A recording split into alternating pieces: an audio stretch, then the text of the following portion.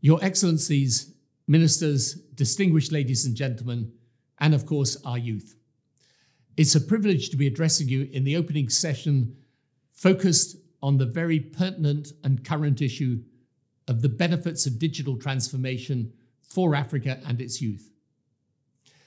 The distinguished panel in this session will discuss various facets of this topic, and in particular, why it is absolutely necessary for Africa to continue leapfrogging into the digital era. So this is my 2 cents or 2 pennies on the matter. Number one, technology defines the modern world. You need only look around to see the revolutionary shifts that are taking place at the level both of our personal lives and entire nation states to know that this is a fact. The tech revolution is enabling step changes in access to markets, delivery of healthcare, advances in food production, provision of education, and bringing government services closer to the citizen. All of these things that were unimaginable a few years ago.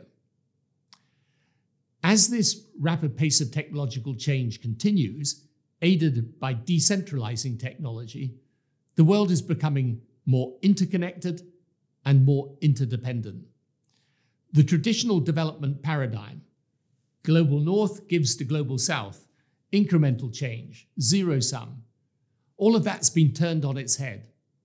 Innovations are emerging across the world, with many happening in countries in the global south, leapfrogging the legacy systems and digitizing faster than those in the global north. The impact this can have on global inequalities, leveling the playing field or widening the divide, will be determined by the critical infrastructure and the supporting policy frameworks that countries have in place.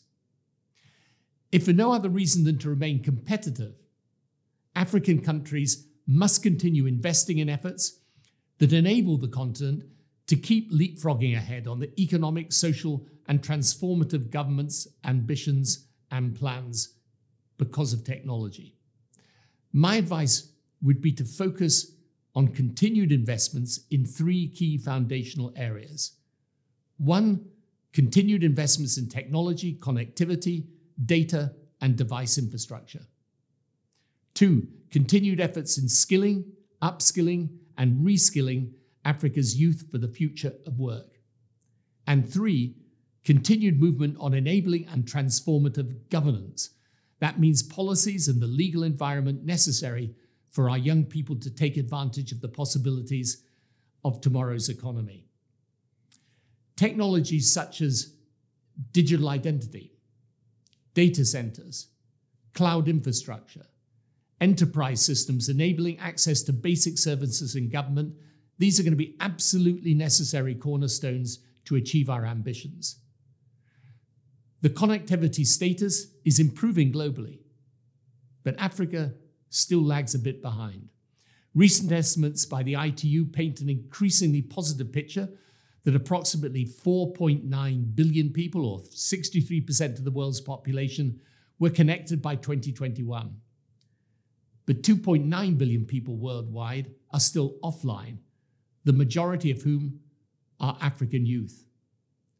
So while almost 70% of the world's youth are using the internet, only 20% of Africa's female population is using the internet compared to 37% of its male population. So Africa's young women are the most severely disadvantaged globally where connectivity and access to devices is concerned.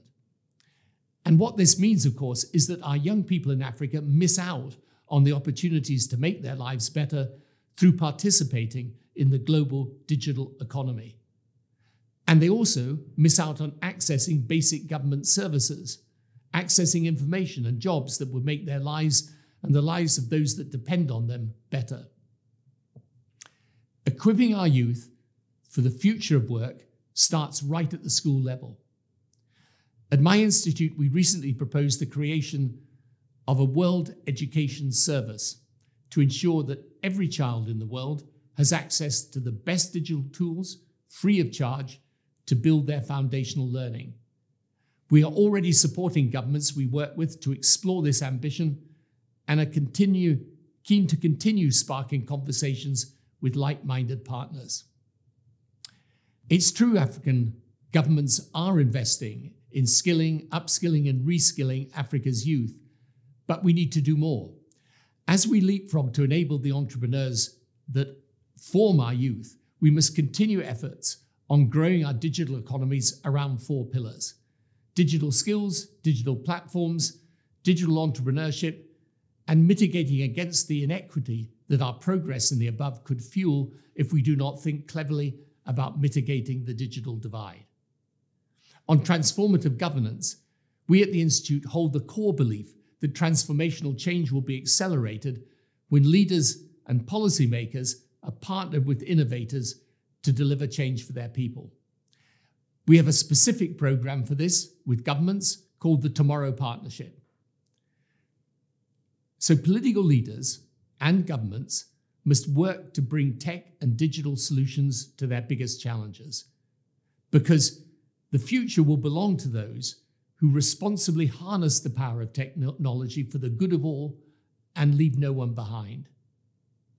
Governments, of course, cannot achieve these digital transformation ambitions alone.